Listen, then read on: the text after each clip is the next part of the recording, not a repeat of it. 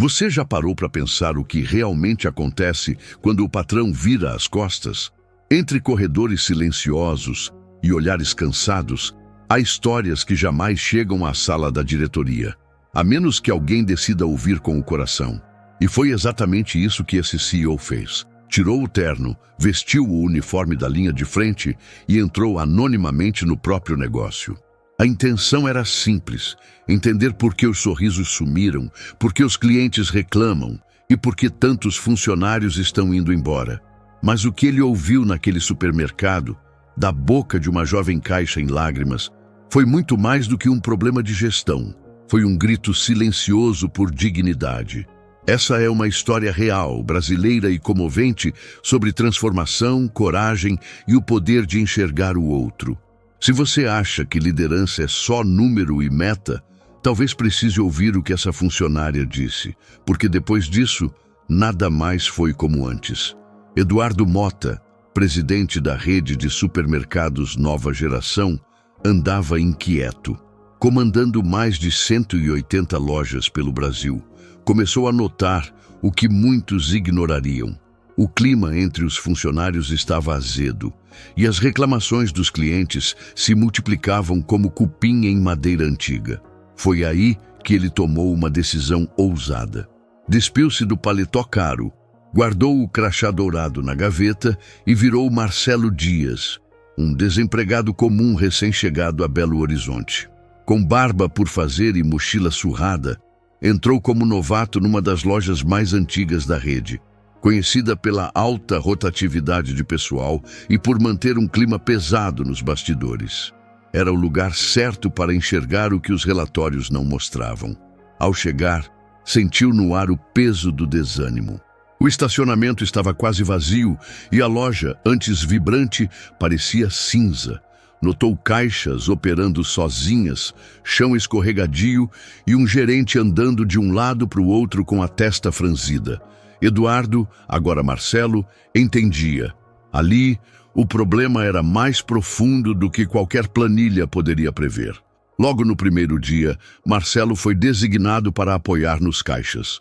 Foi aí que conheceu Késia Nogueira, uma jovem de olhar cansado e sorriso hesitante. O que mais chamou a atenção nele, porém, foram os olhos vermelhos. Não de alergia ou sono, mas de quem chorou tentando esconder. Era o tipo de dor que grita mesmo quando em silêncio. Durante o intervalo, sentados nos fundos da loja, perto de uma estante de produtos vencidos, Késia desabafou. Contou que era mãe solo e que a filha pequena, portadora de asma severa, precisava de cuidados constantes. Mas sem rede de apoio e com um salário apertado, ela mal conseguia parar um segundo sequer, nem para respirar com alívio. Marcelo escutava sem interromper. E quanto mais ouvia, mais entendia que o problema daquela loja não era apenas rotatividade ou baixo desempenho. Era gente sobrecarregada, tentando segurar o mundo com as próprias mãos, sem reconhecimento, sem apoio. E Késia era só um dos muitos rostos por trás dessa estatística desumana. Era uma terça-feira abafada, daquelas em que o calor parece derreter até a paciência. Késia atendia uma fila de clientes impacientes quando recebeu uma ligação. A voz do outro lado era aflita. A filha estava com febre alta e havia sido levada ao pronto-socorro. O mundo dela parou ali, no meio do código de barras e dos apitos do caixa. Com o coração acelerado, ela correu até o gerente, pedindo para sair mais cedo. A resposta foi gelada como o ar-condicionado no talo. Hoje não dá, só tem 2 operadoras no turno. Se sair, desorganiza tudo. Késia sentiu-se engolida por um dilema cruel. Ou continuava atendendo sacolas, ou corria para o hospital abraçar a filha doente. Marcelo, observando tudo de perto, sentiu o nó na garganta. Não era só uma decisão operacional, era o tipo de momento que expõe, sem retoques, a falência moral de um sistema que coloca produtividade acima da vida. Ali, ele começou a entender que a crise da empresa tinha nome, CPF e uma urgência que os números ignoravam. No fim da tarde, a loja parecia um campo de batalha. Filas acumuladas, sistema travando e clientes bufando de impaciência. Foi quando um homem, com garrafas nas mãos e cara de poucos amigos, se recusou a mostrar identidade para comprar bebida alcoólica. Késia, seguindo o protocolo, tentou explicar calmamente que precisava verificar o documento. O cliente não quis saber de conversa. Começou a gritar, acusá-la de abusada e ameaçou fazer uma denúncia formal. A loja inteira parou para assistir ao espetáculo. O gerente, ao invés de apoiar Késia, preferiu evitar confusão. Pediu que ela liberasse a venda, contrariando as normas da própria empresa. E ainda lançou um olhar de censura que cortava como faca. Marcelo não aguentou. Interveio discretamente, tentando amenizar a situação, mas foi ignorado pelo superior. O que ele viu ali foi mais do que má gestão. Foi a normalização do abuso, o silenciamento da ética em nome do lucro rápido. E no fundo, Késia, mais uma vez, saiu derrotada por um sistema que escolhe agradar o cliente, mesmo às custas da dignidade de quem trabalha. No dia seguinte, ainda abalada, Késia foi chamada para uma conversa com o gerente, Cláudio Santana. A sala era pequena, abafada e sem janelas. O típico lugar onde verdades são ditas em voz baixa, mas doem alto. O tom dele era seco, quase impessoal, e o conteúdo ainda pior. Ela estava atrapalhando o funcionamento da loja com seus dramas. Marcelo ouviu parte da conversa do corredor e sentiu o estômago embrulhar. Aquele discurso não era sobre produtividade, era sobre esmagar sentimentos, como se seres humanos fossem máquinas programadas para não sentir. Cláudio não queria saber da filha doente, nem do estresse da cliente agressiva. Ele queria metas, ponto final. Ficava cada vez mais claro. O problema não era só Cláudio, era uma engrenagem inteira girando em falso, pressionando os gerentes a cobrarem mais e mais, sem espaço para empatia ou humanidade. Marcelo percebeu que, se quisesse transformar a cultura da empresa, precisaria mexer muito mais fundo nas raízes do sistema. Késia voltou ao caixa como quem volta de um velório, olhos inchados, postura encolhida, semblante de quem carrega o mundo nos ombros. Marcelo, com um nó na garganta, aproximou-se discretamente e disse a única coisa que podia naquele momento: não foi culpa sua. E por um instante, ela quase desmoronou ali mesmo. Enquanto escaneava os produtos de forma mecânica, ela revelou que já havia passado por situações piores, inclusive perdeu outro emprego por ter saído correndo do expediente para levar a filha ao hospital. Na visão dos chefes, ela era problema. Na vida real, era uma mulher tentando sobreviver com dignidade.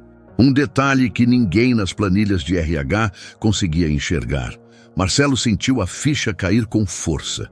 O problema não era só um gerente insensível ou uma loja desorganizada. Era a mentalidade corporativa que tratava pessoas como números e ignorava a essência de quem veste o uniforme todos os dias. Ali, entre bips de código de barra e sorrisos forçados, havia uma verdade urgente pedindo para ser ouvida. Na manhã seguinte, o ambiente já estava tenso quando um homem de camisa social clara e crachá oficial entrou na loja. Sou Adriano Werneck, da Auditoria Interna. Vim revisar os procedimentos de venda de bebidas alcoólicas. Disse com um tom sereno, mas firme. A equipe congelou. O gerente empalideceu. E Késia ficou sem ar. Enquanto Adriano caminhava pelo supermercado anotando prazos de validade e higienização, direcionou o olhar para os caixas.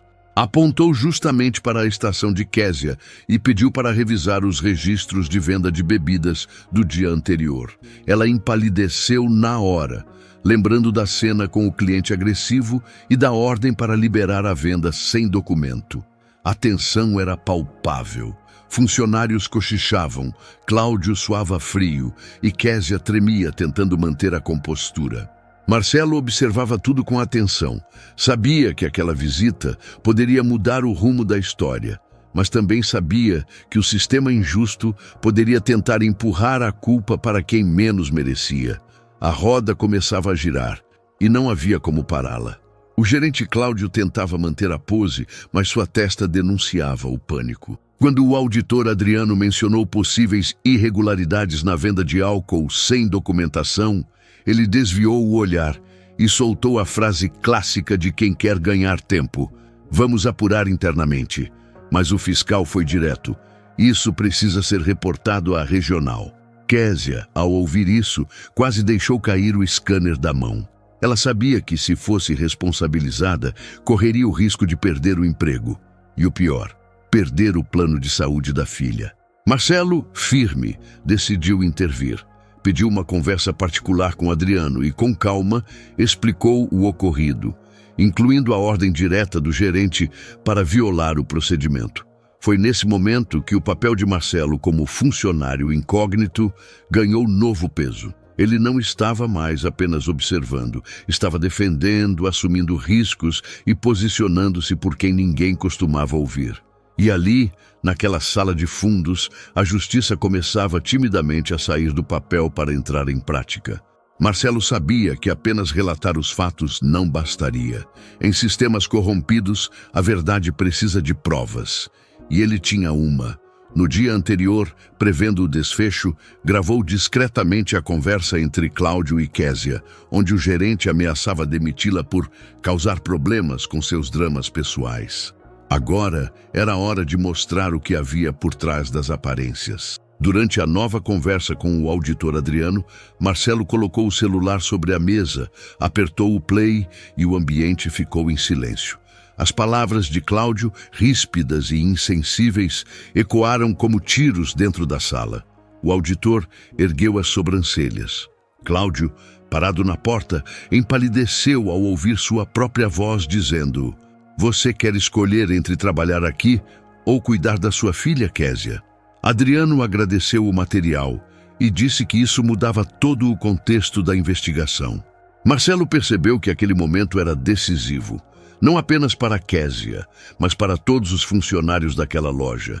Ele estava colocando em xeque a cultura da empresa, expondo o tipo de liderança que machuca mais do que motiva. E isso ainda era só o começo. De volta à sede da empresa, Eduardo, agora de volta ao seu verdadeiro nome e cargo, convocou uma reunião com os diretores.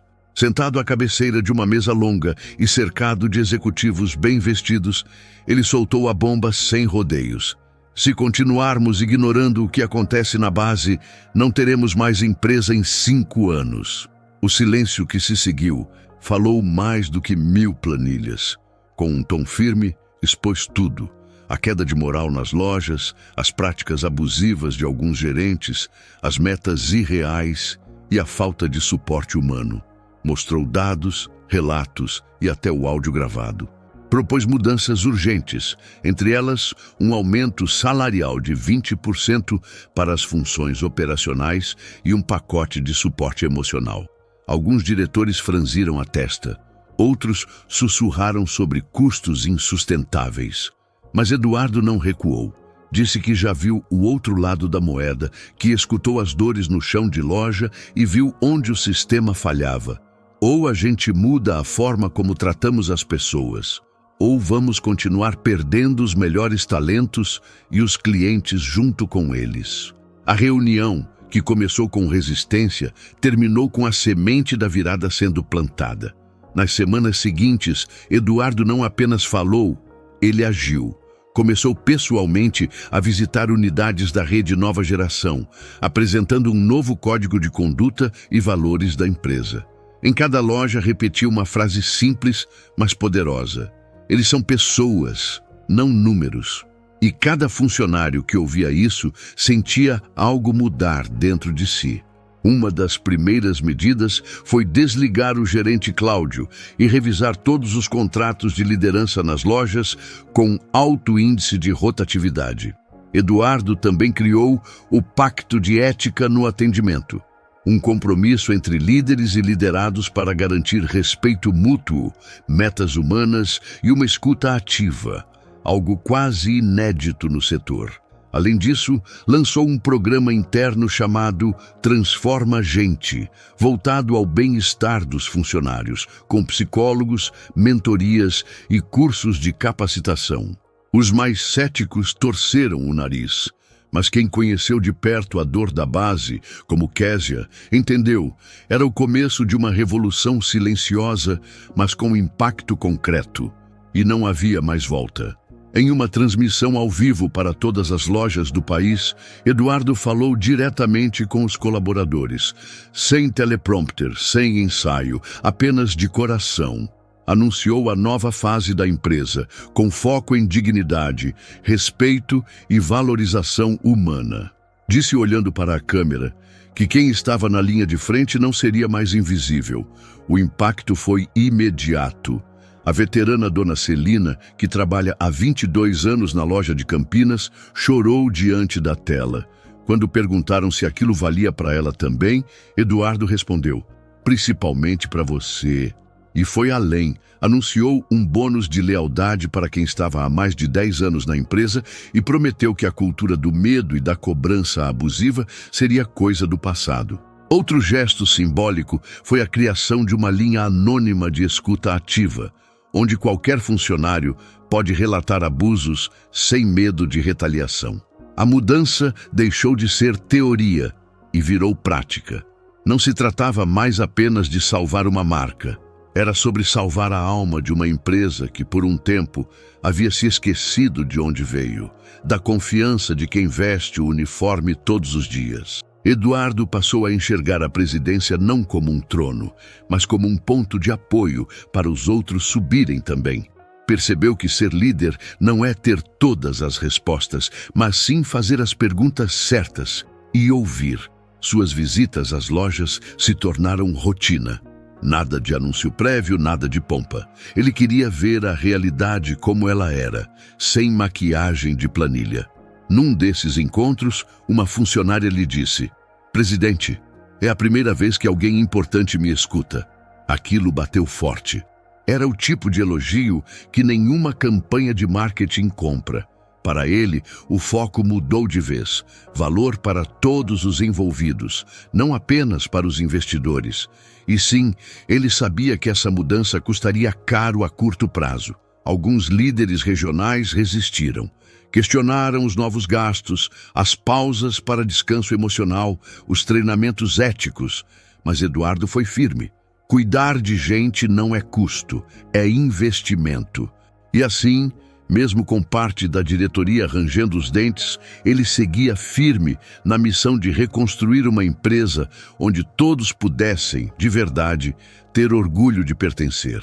Eduardo sabia que palavras bonitas não enchem carrinho de mercado, nem renovam contrato com fornecedores. Então foi claro com o conselho.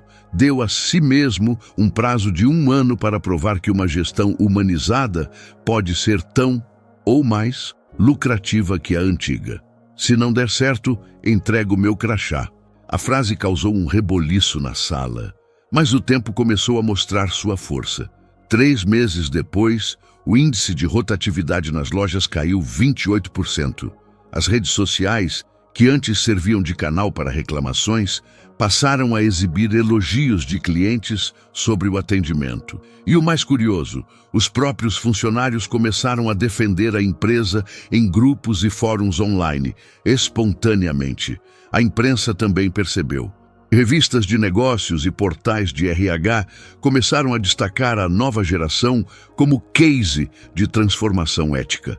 E Eduardo, longe de se vangloriar, dizia apenas: estamos apenas fazendo o que deveria ser feito desde o início.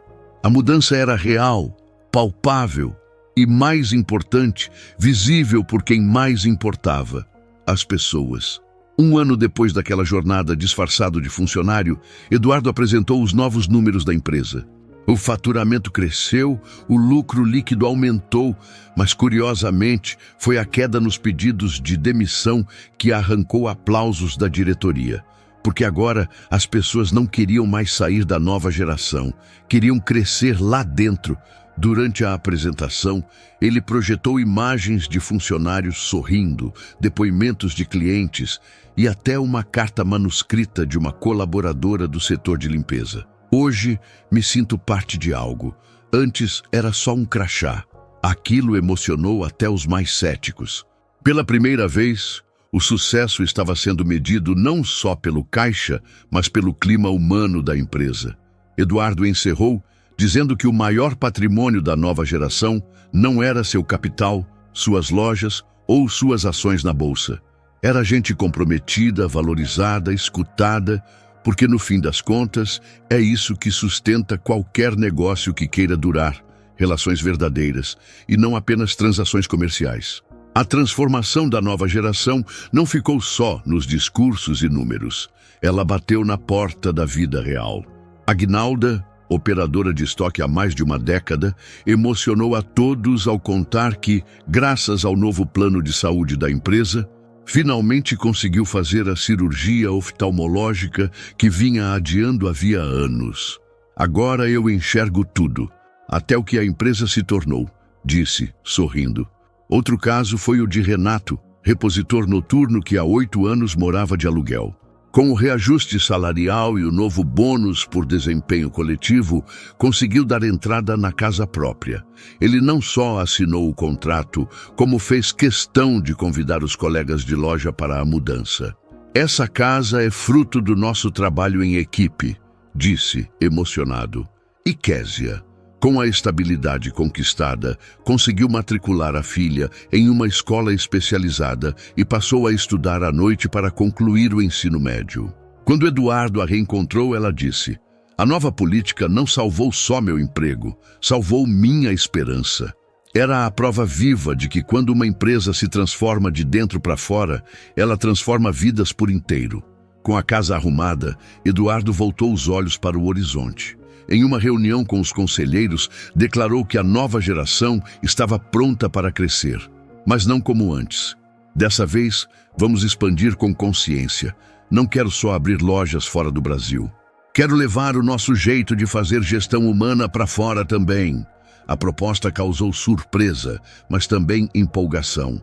Ele criou um comitê de cultura organizacional que o acompanharia em cada nova abertura de loja. A ideia era simples: nenhuma expansão sem propósito. Toda nova unidade deveria nascer com os pilares da valorização humana, da escuta ativa e da ética como base. Nada de repetir erros do passado, mesmo que isso significasse crescer mais devagar. Ao final da reunião, um conselheiro perguntou: "E se não funcionar lá fora?" Eduardo respondeu com calma: "Então a gente volta, mas nunca mais vamos voltar ao que éramos antes."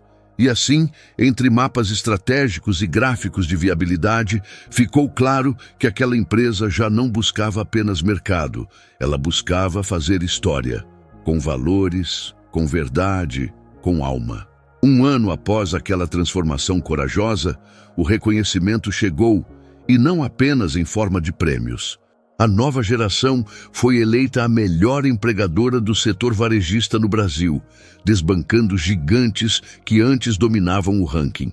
Mas para Eduardo, a verdadeira vitória veio em forma de algo bem mais simples: ver um funcionário abraçando o outro ao final de um expediente puxado. Na cerimônia do prêmio CEO do ano, ele subiu ao palco com a calma de quem sabe que fez o certo, não o fácil. Em vez de discursos mirabolantes, contou a história de Késia, da filha dela e da escolha que fez ao trocar o cargo pela convivência. Disse que ser líder hoje é ter coragem de sentir. E terminou com uma frase que emocionou a plateia: "Nenhum lucro vale mais do que uma vida respeitada." Enquanto os flashes dos fotógrafos estouravam, Eduardo sorriu discretamente. Sabia que o trabalho estava longe de acabar. Mas também sabia que, a partir dali, um novo capítulo tinha começado. Não só para a empresa, mas para todos que acreditam que é possível fazer diferente. E com o tempo, fazer melhor.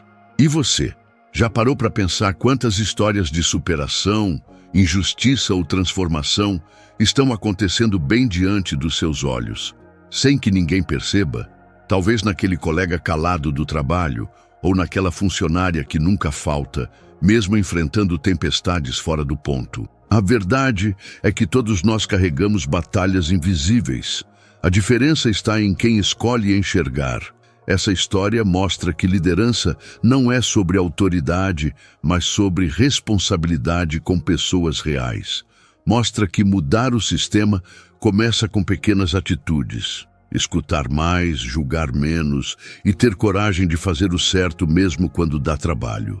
Então, fica a pergunta: em qual cultura você está contribuindo no seu dia a dia? A que oprime ou a que transforma?